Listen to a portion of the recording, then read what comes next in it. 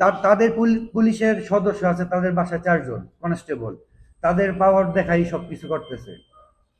বলতেছে আমরা মামলা খাইলে আমাদের অ্যারেস্ট করার ক্ষমতা কারো নেই। নাম ব্যবহার করে তো অলরেডি করতেছে তারা। মামলা থাকা সত্ত্বেও জামিনে আসতেছে না, তারা প্রকাশ্যে ঘুরে বেড়াচ্ছে, পুলিশ তো তাদেরকে আটক করতেছে না। জজমিয়া সাহেবের ছেলের নাম শফিকুল ইসলাম, গাজীপুর পুলিশ লাইনে কর্মরত আছে। আর তার বাস্তির জামাই পুলিশ সদস্য, ওটার নাম আমার জানা নেই। বাগনি জামাই পুলিশ সদস্য, 4টে পুলিশ সদস্য টোটাল আছে তাদের। প্রিয় সাংবাদিক ভাইয়েরা, আমি মোহাম্মদ সামিউল ইসলাম, পিতা মোহাম্মদ নুরুল ইসলাম, মাতা মিতু সাজেদা বেগম, সাং আলিপুর, ডাকঘর ইটাপাড়া, হরজতপুর, কেরানীগঞ্জ মডেল, ঢাকা।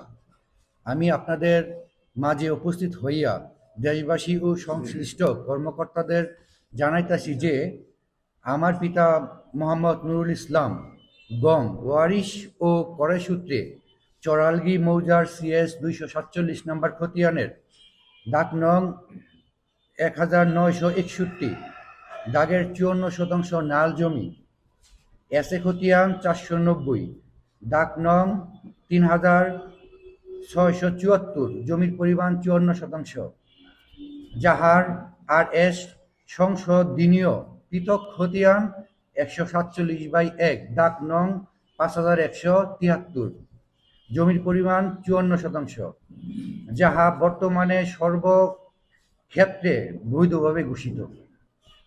উল্লেখ থাকে যে উক্ত সম্পত্তি ভুলক্রমে আব্দুল রাজ্জাকের নামে RS রেকর্ড হয়। পরবর্তীতে আমরা আমার পিতা নুরুল ইসলাম গং দের রেকর্ড সংশোধনীয় মামলা করি, যার মামলা নং 540/2021। বিজ্ঞ আদালতে কাগজপত্রাদি পর্যালোচনা করে উক্ত ভুলকৃত RS রেকর্ড সংশোধন করে বাদী মোহাম্মদ নুরুল ইসলাম গংদের নামে রায় এবং ডিগ্রি প্রদান করে। এই রায়ের আলোকে সহকারী ভূমি অফিস রিভিউ মিস কেস করি, যাহার মামলা নাম্বার 11/24, তারিখ 30/4/2024। বিজ্ঞ আদালত নুরুল ইসলাম গংদের নামে নতুন খতিয়ান সৃজন করেন।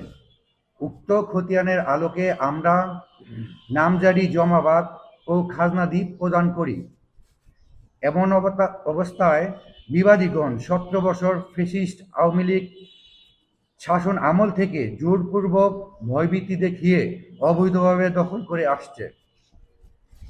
আমরা স্থানীয় গণ্যমান্য ব্যক্তিবর্গ ও ইউনিয়ন পরিষদের মাধ্যমে বারবার অভিযোগ করা সত্ত্বে সাড়া দেয়নি, এবং সাড়া দিলেও তারা আসলেও কোনো কাগজপত্র দেখাতে পারেনি। উল্লেখ থাকে যে বিবাদীগণ তাদের পরিবারের কয়েকজন পুলিশ সদস্য থাকায়